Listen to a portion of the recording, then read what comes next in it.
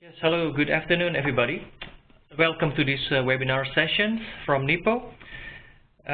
Today we will talk about cybersecurity within the market research industry.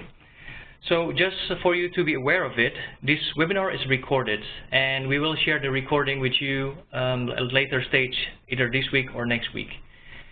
So what's the idea behind this webinar is that we have talked a lot about security aspects within NIPO. You have probably heard about it from our website or from us directly. We mentioned also that we are ISO compliant.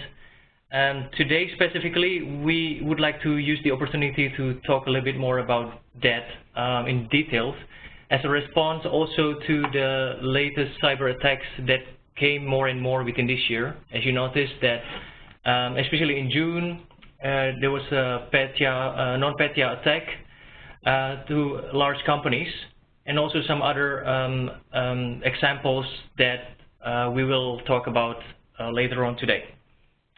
So hopefully it will inspire you to improve security in your data collection. Within NIPO, we think that preventing IT security issues is very worthy cause and something every business should be working on.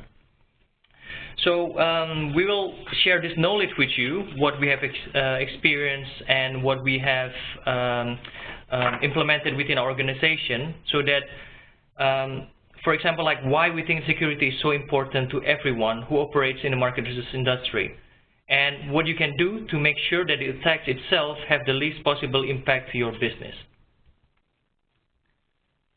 All right. So in this presentation, Sjoerd Gras, my colleague, and me will be presenting to you. My name is Reddy G, and I'm the Regional Sales Manager for Southern Europe, Africa, and Middle East. Sjoerd, he is heading our product management and marketing teams, also the team that manages Nfield. So as a result, he also deals a lot with IT security and data security. So he also oversees our ISO certification, that is the 27001. He will tell you a little bit more about that in this presentation. The presentation itself will be around 30 minutes, and we will allow approximately 10 to 15 minutes for the question and answer sessions later on. Yeah, we will guide you through the concept of cybersecurity and explain what you can do about it. Before we move on to that, let me first make a quick introduction of about ourselves, NIPO. Some of you might know us already because you have used our software or you have met us at trade shows or conferences. We are the premium survey solution provider for the market research industry. And quite some time ago, we were born historically out of the IT department of the largest market research company in the Netherlands. We have provided leading research companies with data collection solutions for many years. And you actually will find that experience in our solution. So we forge our solution with the vast amount of knowledge, market research knowledge that we have. Currently, we have about or more than 250 customers really worldwide, who each year really runs tens of thousands research projects using our solutions. That includes the online, as well as KP and also KT, telephonic interviewing. Last year, 2016 alone, approximately 20 million interviews were conducted using our solutions. And this number is increasing more and more, especially within the using the cloud-based platforms that we have. So you can understand why we take security very seriously related to that. Well, in this slide, I would like to quickly go through some of the reasons why our customers chose Nfield. So firstly, it is the security aspect, which we will talk about fully later on today, so I will not touch it here. And the second aspect is about the cloud solution. And of course, using cloud solution, it means that you benefit from all the things related to clouds. For example, accessibility, where you can just access it from anywhere in the world, from any device. Secondly, it can scale very fast, which means that it doesn't have any problem handling sudden peaks in a busy project period. Thirdly, because it can automatically scale down when the peak is over, we do not need to maintain overcapacity. this is a cost benefit which we give back to our customers, definitely. Nfield is hosted, so customers do not have to worry about IT tasks, maintenance, or capital expenditures investments. We take care of all of this. Thirdly, which is the thing that you see on the left bottom there, it helps to boost response rate by making it easy to deliver respondents a highly engaging survey experience. You are, as market research executive or operations director, know exactly that this is important for the success of your research projects. And we definitely provide a highly powerful interview engine that allows customers to handle any types of survey. And also good to mention here is that we have prepared some highly engaging and device-agnostic, device-aware templates that are very easy to use to make this engaging for the respondents. Last but not least aspect, which is very important as well, it is with Nfield, you can set a very high level of automation, which will boost performance and efficiency. So you can have faster, accurate insights that are really important for our customers' competitiveness and success. And of course, Nfield also includes all the complexity needed for delivering complex questionnaire and managed fieldwork execution to a great level of details. That goes without any saying. So that's a very quick introduction. Now I would like to hand it over to my colleague Sjoerd to take it over. Okay, well, thank you, Reddy. I hope you can all hear me just fine. We're going to talk about security and protecting yourself against cyber attacks. And before we do that, let's first look at how, at the definition of what cybersecurity is. According to Wikipedia, cybersecurity is the protection of computer systems from theft or damage to the hardware, software, or information, as well as from disruption or misdirection of the services that they provide. Cybersecurity is thus about protecting yourself from people that want to break, steal, or change your devices, your software, or your data. You can compare cybersecurity with protecting your house from burglary, and you want to make it as hard as possible for people to get in. But you can never 100% prevent people from burglaring your house. And cybersecurity, therefore, should not only be about prevention, it should also be about making sure an attack doesn't cause a lot of damage. IT experts predict that attacks will only increase in the future, so we will see more cyber attacks as we will move along in time. And the bad news is that you will be a victim at some point in time, no matter how good your security. So there's a big chance that you will be the victim of a cyber attack. The good news is there's something that you can do about it, like burglaring your house. You can put locks in place, you can put extra security alarm in there. You can have a safe in your house where you keep your valuable stuff. You can do exactly the same thing for your business. You can protect your IT systems. You can make sure that what you have in terms of data is stored in such a way that if it gets stolen, people can't do a lot with it.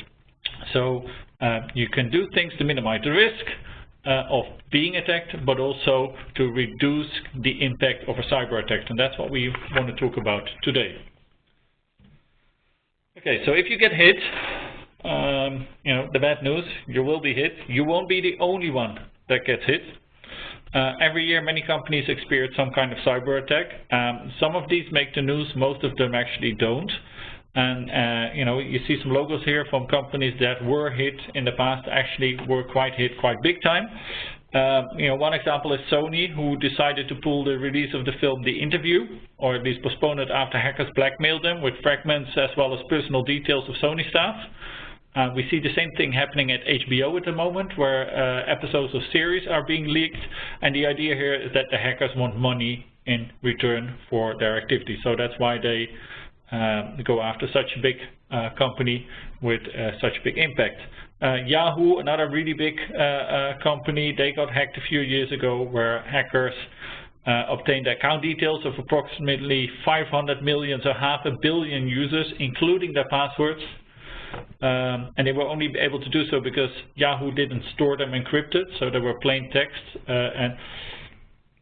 That's a case of really big identity theft. WannaCry, you probably remember that one earlier this year, where people had their PCs locked as for ransomware. This was exploiting a Windows vulnerability, so here they were after money. It only, for the older versions of Windows. And then a month later or something, end of June, we had NotPetya attacks, which exploited the same Windows vulnerability and impacted over 1,500 companies. But now not for blackmailing. They weren't after money, but it was actually business disruption. It was meant for the Ukraine, but it spread over a much larger area than just the Ukraine. And in these last three cases, so if we look at Yahoo, at WannaCry, and at NotPetya attacks, then that damage should not have been that big, or maybe not even there at all. If people had, if Yahoo had encrypted the email addresses or the account details, the hackers wouldn't have had anything to take away. If the IT managers of companies and users of all the Windows versions had updated their Windows version with a patch that Microsoft had already released before these attacks happened, WannaCry and NotPetya would not have even started. It would have zero impact on our business. So, you won't be the only one, but what you see here, in the case of Sony, there wasn't much that Sony could do. If a determined hacker wants to get in, they will find a way to get in. But in the other three cases, a bit more cybersecurity would have prevented also much. So your market research company, you're not Sony, you're not Yahoo, you're not a huge company. Why is cybersecurity relevant for you? Why should you care? Well, we think it's important for three reasons: a financial reason, a legal reason, and an emotional reason. And I want to quickly walk you through all three of them, and let's start with the financial one. A cyber attack has the potential to slow down or even lock down your business. And let me explain that with an example. Just imagine that you have to shut down every PC, every server, every photocopier, every fax machine that you have in your business and need to manually patch or reinstall them. That in itself it's going to be very disruptive. But now imagine that all the data on all these machines is gone. It's not there anymore. Now, in the best case, you're going to lose a few days of work. In the worst case, you'll lose everything. All your history, all your data, everything will be gone. And this is not an example. This actually happened to a number of companies in the NotPetya attacks, ranging from a few business days disruption to we have lost everything, we have nothing anymore, and we have to start from scratch. One of those companies, they didn't lose everything, but they were seriously impacted, is Reckitt Benckiser, and they make Dettol cleaning products, and they make a whole bunch of other products as well. And they had lowered their quarterly sales projection with $130 million just for this NotPetya attack, $130 million. So this can be very, very, very disruptive for your business. It costs you a lot of money. Some of these businesses have been closed for more than a week, and some of them are still closed as to date. Second reason for caring is legal, and that also, by the way, might end up costing you a lot of money, but that's not the main reason. There's an increasing awareness with legislators that data should be protected. Examples are new legislation in Russia, China, the upcoming GDPR legislation in European Union. And all these new laws deal with storing and securing of personal data. And there's a lot of personal data in market research. I think we all agree to that. All these laws include heavy fines for not caring about data security. The GDPR, for example, allows fines up to 20 million or 4% of your total annual revenue, whichever one is higher. So you could get a serious fine if you don't care enough for data security. And the legal stuff is not optional. It's not a choice. If you do business in Europe, you'll need to report when you lose data. And if you lose it too often, or it turns out to be a serious oversight on your end, you should have done anything about it, you can be fined for it, and fined seriously, even if it's just for a lost USB stick with sample details on it. That's already a breach of security. It's something that you have to report, something which you may get fined for. So that's a legal reason why you should care. And thirdly, and I think this is a very important one, is the emotional component, which has to do with reputation and trust. Research projects almost always involve two types of sensitive data. One is that we get sensitive information from respondents about their lives, so they share sensitive stuff with us. And customers tell us our trade secrets. They tell us, hey, we're launching a new product. Can you ask people what they think about that new product? There are many competitors that actually would like to know what that new product is and what it looks like, and there's a benefit there. And it's really important that we treat that information with confidentiality, because if you breach that confidentiality, it might impact your reputation, and if it impacts your reputation, it might impact your business, and if it impacts your business, you can do the further analysis there. So it's important for many reasons why you should worry about data security. And the risk was low, and the risk is only getting higher because it becomes much easier to actually organize cyber attacks. And not caring about data security can cost you serious money and harm your business and your reputation. And for that reason, we believe that cybersecurity is not just something of the CTO or the IT manager, where it sort of typically resides, right? It has to do with IT, so let's look at the IT people. But it is something for the whole management team in an organization should care about. And actually, it's something we feel the whole organization, so all the people in the organization should care about and work on. Okay, now that we've told a bit about what cybersecurity is and why it's important, let's look at what you can do to protect yourself. And the answer is not one thing. It's not one big magic solution that you can apply and sort of say, hey, now it's safe. But it's a mix of many different measures. A lot of them are IT related, but also so many ones that are more organizational in nature. And it's beyond the scope of this webinar to dive into detail of all these measures that you could or should take. And there are many checklists that you can find on the internet that actually help you become more secure. We've put one on the screen here, which is one for hosted services, which I very much like. We have hosted services. This checklist I actually regularly have a look at, sort of see from a security angle, but there's many more out there, and I would encourage you to go out and find a checklist and actually review it against your own organization, and then also sort of see what each checklist look at, because I look into physical and environmental security, and that's things like, is the door to your server room always locked, and do people lock their PCs when they leave the desk, if they go to lunch or they need to go to the bathroom. These checklists, they look at digital security.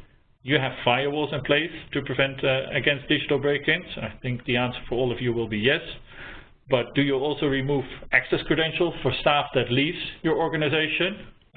Typically, not every organization actually actively does that.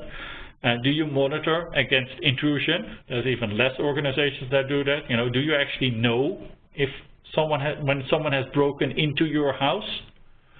Is there a way of finding that out? And then, as mentioned, cybersecurity is also, these checklists won't only go into what you can do to prevent a cyber attack, but also in what you do to reduce the impact. So do you have backups of all the relevant data in your company? Do you encrypt it everywhere? Also, if people copy it onto a USB stick, what happens if someone loses his phone or a tablet? Do you have a way of, wiping all the data that's on there? Do you learn? Is there a way that you, annually or quarterly or regularly review what you have in security measures? Because whatever you have now might have been good last year, but maybe this year now it's no longer up to date. You need to strengthen your security. Do you ask independent parties to review your security? Often, we're all busy, so busy people, we tend to take shortcuts, and a good thing with an independent party is that they can actually look at your security profile without having any any of that baggage that we have ourselves, so they can give a very objective look at how well you're doing. They can also compare it with other organizations, so a third party looking at this is very important. But just as important as all these other measures is that you make sure that you don't overlook the human element. that you train your people, that you make your people aware, because most cyber attacks actually start with people. So one of the biggest measures to keep yourself safe, if you put a lock in front of your door, tell the staff not to put the key underneath the flower pot next to the door. Very important. People clicking on links they should not click on. Malware coming in through attachments. People that use password 1, 2, 3, 4, 5, 6 for all the applications that they use. Or support staff that share details with you that they shouldn't share because they think you're someone else on the phone. Social hacking, it's actually called social hacking, is one of the best ways to get information if you're a hacker. It's just pick up the phone, pretend you're something else, call someone and try to see if you can get usernames, password, all kinds of credentials and build a whole profile and also get account details. It's something hackers use if they really want to get in somewhere. And then of course make sure that you also have the staff to do this, because if you have one IT person to manage your whole organization, that person is completely overworked, then security will probably be one of the things that he'll push aside and give lowest priority, because there's all these other things that he needs to take care of. But anyway, I encourage you to get that checklist. And just looking at your organization, how you've organized your security, and how well, what areas there are to improve. And please understand, it's not just IT. There's also very regularly a mindset change needed within the organization, because it's not just about the tools that are available, but also how we interact as people with those tools and with the security measures. What's also good to know is that sometimes it's you that needs to do these actions, and sometimes it's your supplier. Especially in market research, we make use of third-party platforms, and in our case, it's a data collection platform that we offer to the industry. So you guys use our data collection platform, or use someone else's data collection platform, but you might also use analytics platforms and reporting platforms. And in some cases, these are hosted. In some cases, they're on your own premise, and that has an impact in how you review your cybersecurity and what you need to do in order to make sure that you're safe. And I'll explain this based on 3 data collection platforms, which are quite commonplace in research industry. One is Unicom Intelligence, which you might also know by the name of Dimensions, or SPSS IOM, or SPSS IBM, or IBM SPSS. They changed the names a lot in the last 10 years. The other one is Confirm-It Hosted. Confirm-It comes in 2 flavors, on-premise and hosted. We're talking about the hosted version here. And the third one is our own data collection platform, Nfield. And the difference in these 3 platforms is how they are hosted. We're going to put these 3 platforms here. There could have also been 3 reporting applications, 3 analytics platforms. It's also not that what I'm telling you is the case for Confirm-It or for Unicom Intelligence, but we're just using their setup as an example. I just want to make that clear before we start, before someone says, hey, Nipo said Confirm-It is unsafe. I'm not telling you this, I'm just using this as an example of what you should do in order to confirm that they're safe. Let's start with the first one, Unicom Intelligence. It's an on-premise software, and that means you host the software. Your organization installs it on servers. You need to make sure that those servers are secure, that access is managed properly, that you have monitoring in place, and basically it means it's your job to make sure servers are patched, firewalls in place, data is encrypted, and basically that whole checklist that we talked about earlier, that's all you. So that's an internal audit. You can do that all by yourself, and I advise you to actually do that. But if you use Confirm-It Hosted, it's different. It's not you anymore that hosts this application, it's Confirm-It. So Confirm-It needs to make sure that the environment is safe and that your data in that environment is safe. Of course, you still need to make sure that anything that you store locally, so if you download data, that you make sure that that's safe, but the main environment is the responsibility of Confirm-It. So how do you know that your data is safe with Confirm-It? Well, you can ask them to, you can take the checklist and then go to confirm it and ask them to go through that whole checklist. But a much easier way would be to see if they have an ISO 27001 certificate. And that's a certificate specifically for data security. And it's been around for a while, but it's getting a lot more traction with the increased awareness of, cybersecurity, risk to data, all that sort of stuff. And that's ISO 27001 certificate, 27001 certificate, controls everything we've discussed earlier. It looks at how secure the infrastructure is, it looks at how secure the software is, and it looks how secure the organization is with the data that it's managing. And if your solution provider is ISO 27001 certified, you can trust them that they keep your data safe. But, and here's a but, make sure you understand the scope of the ISO certificate. If it's only, understand the scope, confirm it in order to host the application, to run the application, they rent virtual servers in a third-party data center. If the ISO scope is only for that third-party data center, it only means that the data center is secured. Whatever confirm it does on top of that data center, is not part of that ISO scope. So the ISO certification then doesn't tell you anything about how safe the confirmed software is. It doesn't tell you anything about how safe your data is in the confirmed software, or what confirmed does to keep your data safe. So you have to check that yourself. Make that sure. If both confirmed and the hosting party have an ISO certificate, then you're fine. If only one of them has an ISO certificate, get your checklist out again.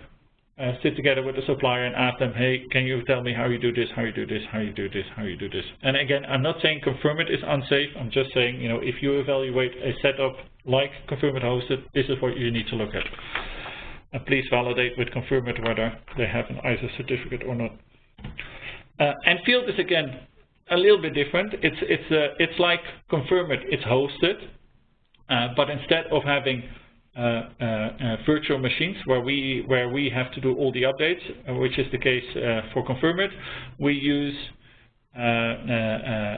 managed services maintained by our hosting provider. And in our case, that's Microsoft.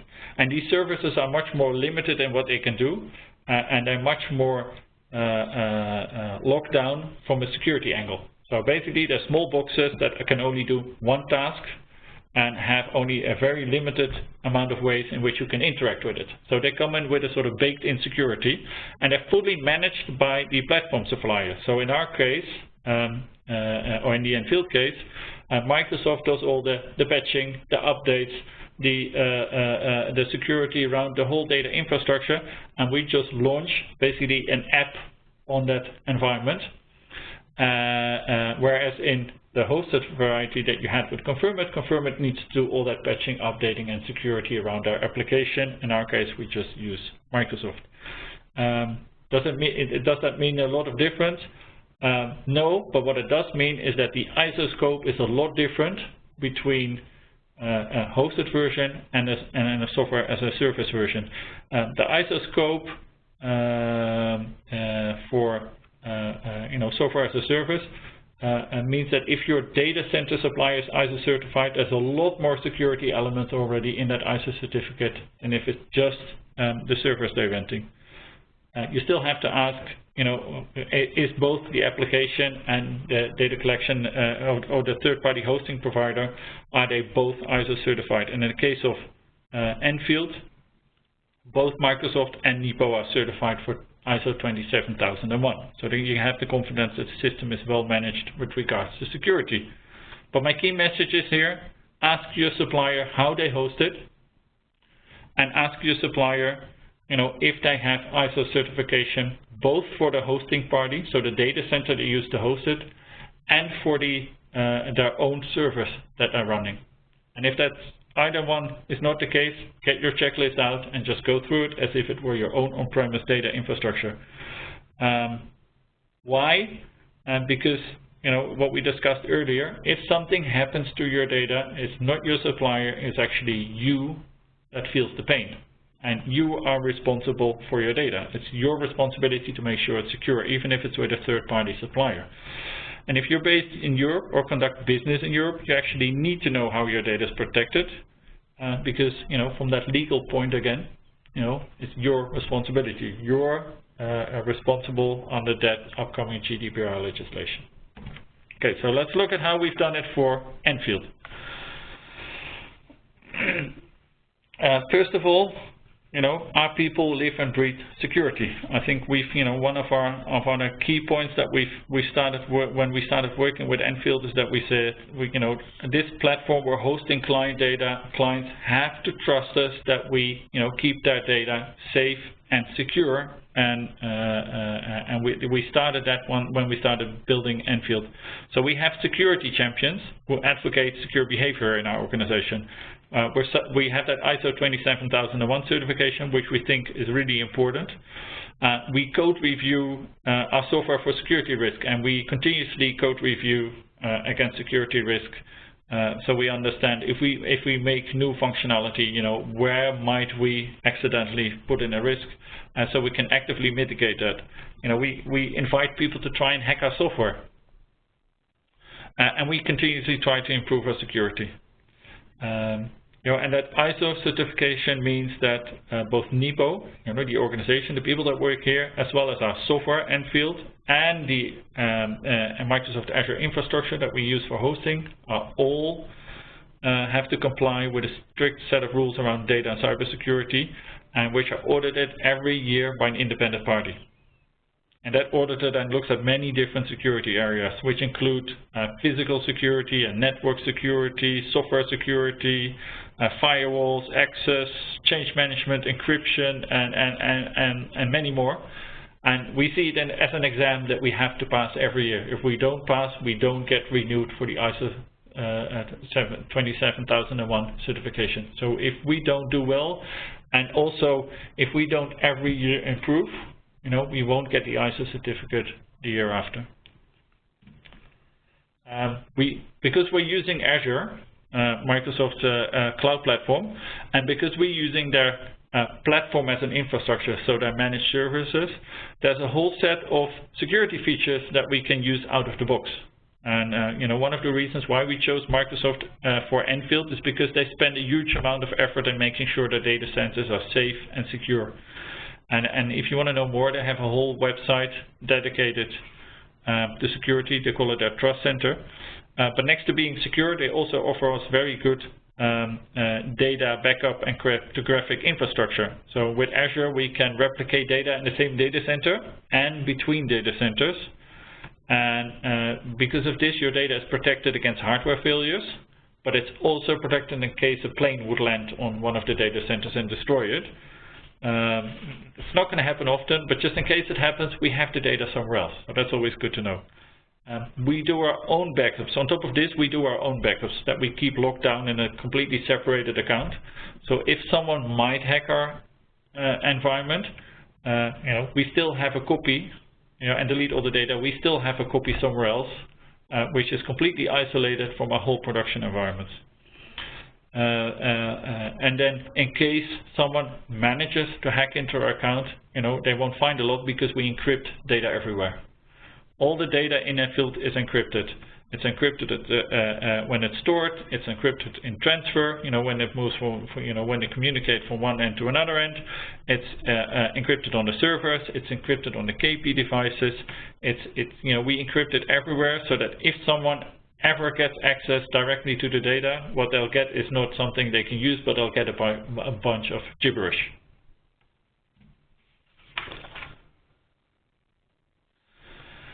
And then Nfield itself is also designed with security in mind. I told you, when we started this, we wanted to make sure that it's really the platform is safe and secure, and we've done that in so many layers in the application.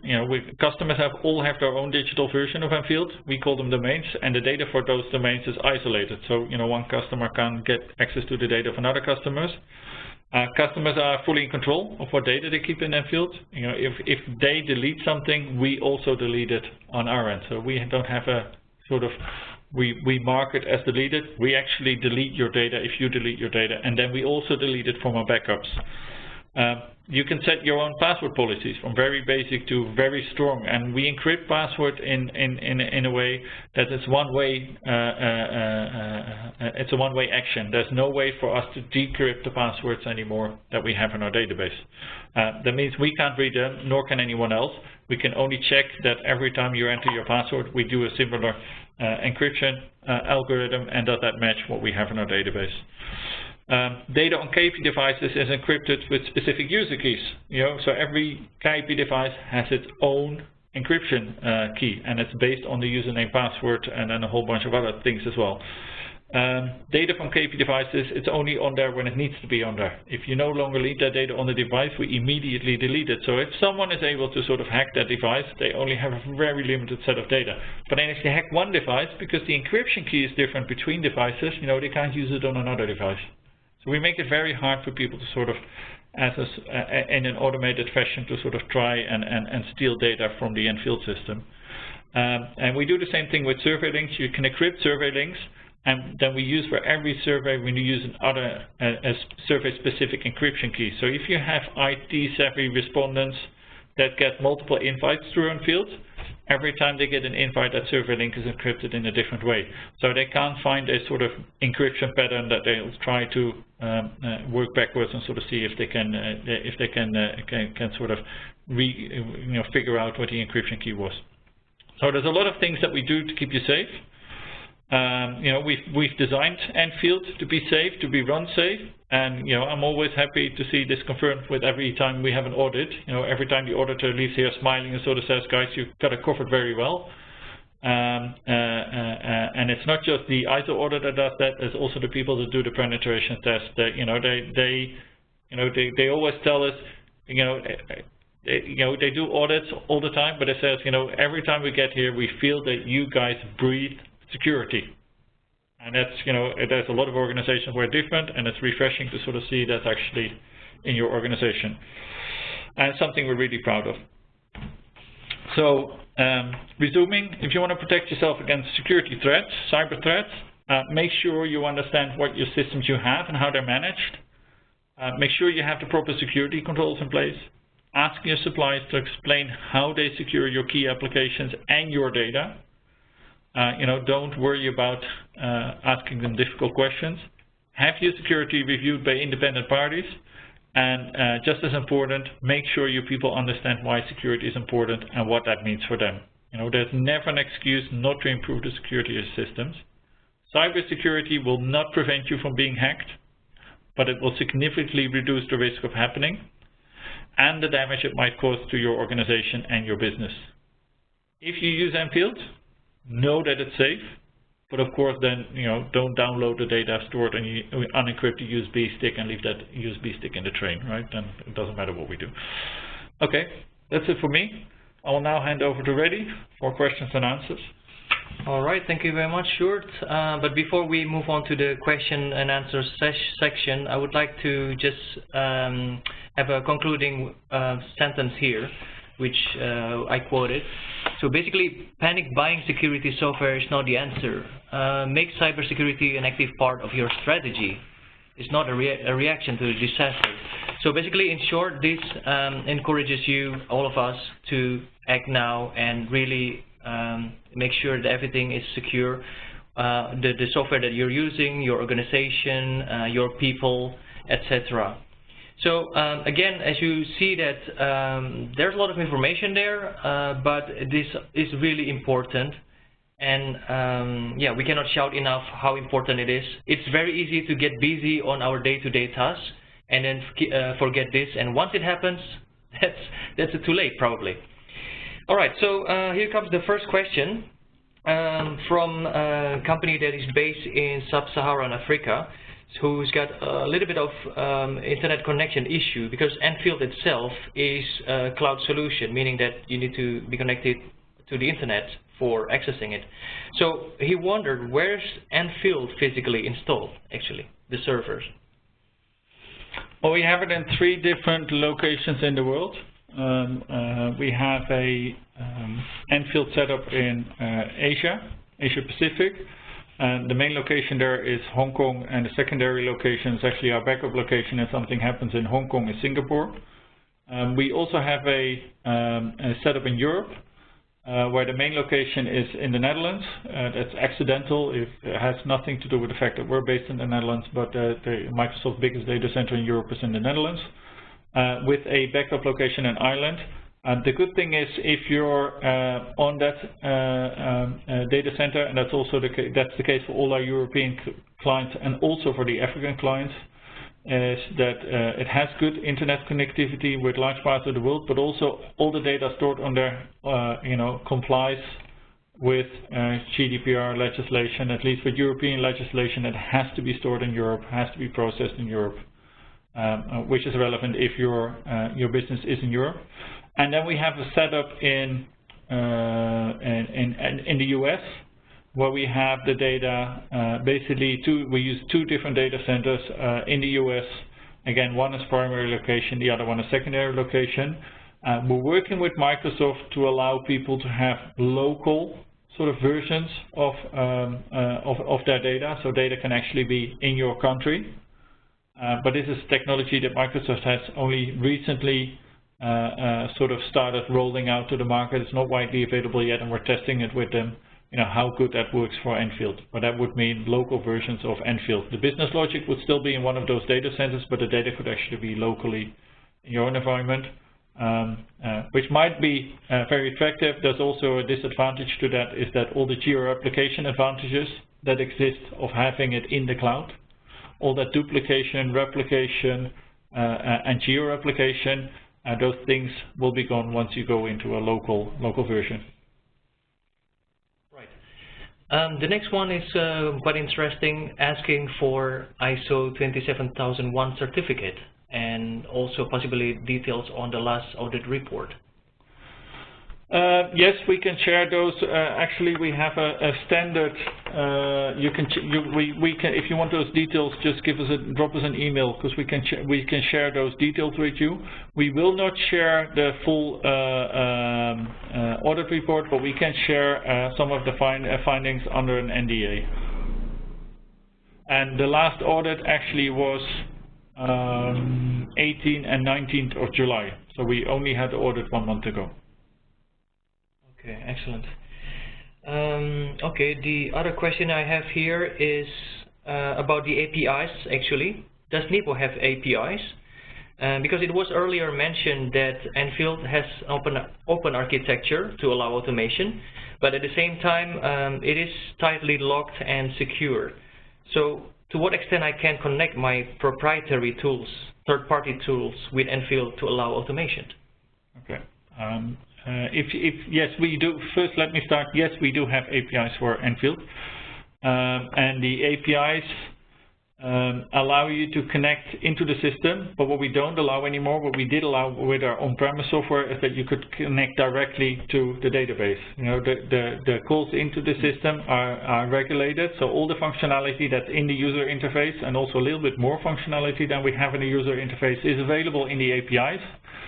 And in the APIs, basically how our APIs work is that you authenticate against the API, and then we have a system with tokens where we check with every request that you do. We check whether you're actually still the same person, whether you're validated, what you're allowed to do. So it's not just there's an API there, you can talk to it and you can do whatever you want with it. It's we have very specific goals, very specific methods what you can do. But it's a very rich API. It allows you to do everything which we have in the user interface, and then also a lot more. Especially for CAPI, there's a lot of functionality, Nfield CAPI, that we've built in the API that we've not built into the user interface, but enabled through what we call a useful tool, because most people will actually do this in Excel and they won't do this in a web interface. So we've built a whole Excel program that allows you to do these things in Excel and then upload them through our API. Okay. The other questions I have here is from somebody who talked to his customer about the possibility to store the data locally as a prerequisite for from their country government. So is it possible to store Nfield data locally in their office? Yes, it is possible. We actually have a sort of setup already in place for Russia. At the moment, so yes, we can do it. But basically how it would work is that we would set up a virtual private network between the cloud and the part of your network where the database is located, meant with a good internet connection. I think that's really important, that we have a good and fast internet connection. And then we can store the data in your local database. But it comes at a cost, and it also comes at a disadvantages as far as business continuity is involved. So, our recommendation is, if you do this, be very, be careful about the kind of projects that you want to do this for, because I would not make this the modus operandi for all my business, given that if something happens to that database, it now becomes your responsibility to make sure that it's all backup and it's replicated where needed. All that sort of stuff becomes your responsibility, or you make it our responsibility and we do the maintenance, but then you need to give us access to your network, which is also something that you most likely don't want. Microsoft is working on a solution which is called Azure Stack, which allows basically allows us to take part of the Azure infrastructure and put it in a local data center. Those are boxes that Microsoft sells. It's a closed down box. It's basically a bunch of servers pre-installed with hardware, everything on it. They're quite expensive, so I wouldn't, they would make this a lot easier. But I would expect that, what we are working with is a partner network that is setting up these stack environments in different countries, and that would make it much easier to deploy databases locally. It would not be in your office, it would be with a third-party data supplier in your country, which is owned, which is a company that's working from your country. That would be a lot easier. We're testing this currently, something that we hope to launch later in the year or beginning of next year. But if you need a specific version in your office, it is possible, but it comes at a price tag. Okay. The other question that I have here, I'm not really sure if it's the scope within this security related. Maybe it's a bit more technical on the KP usage itself. It's that how can we store the addresses on the KP in a separate records to the survey data? So the addresses and the survey answers, how can you make sure it is separated when we store it? They are, that depends on how you mean how they are separated, because they are in fact on the server side they're separated because they're stored in different parts of the system. So sample data is stored independently of the answer data, and if you want to pull sample data into your answer data, you actually have to use sample data variables in order to do that. So you can easily, if you download the data, you can easily sort of, if you throw away the paradata and don't pull in any of the sample data into your survey data, none of that will be represented in your survey data.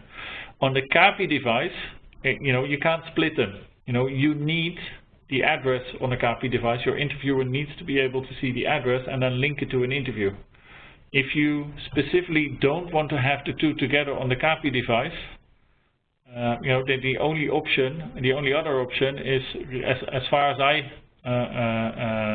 can offer, is to have the addresses on a piece of paper, which you don't want. That's why interviewers always have to log in to the KPI device.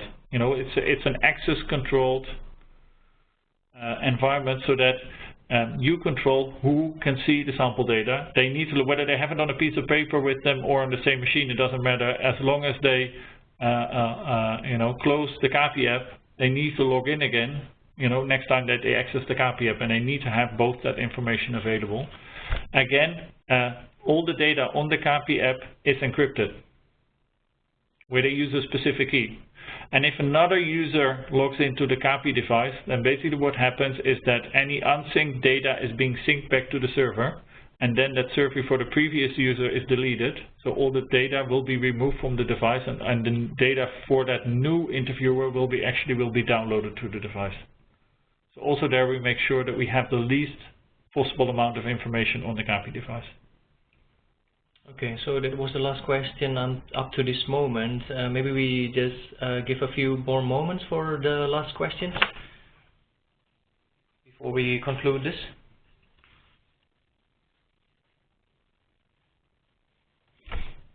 Okay, yeah, for other questions, of course, you can get back to us on emails or telephone calls after this session, of course. So, yeah, I hope that you guys get a lot of good and useful information throughout this session, and it really inspired you to really act now and yeah, have peace of mind after that. And if you have any questions after this about the security itself, about the certification, or about our product in general, our data collection solutions, feel free to contact us. I will share with you this recording of the sessions, and please feel free also to share it within your organization. So again, thank you very much, and we'll keep in touch soon. Bye-bye.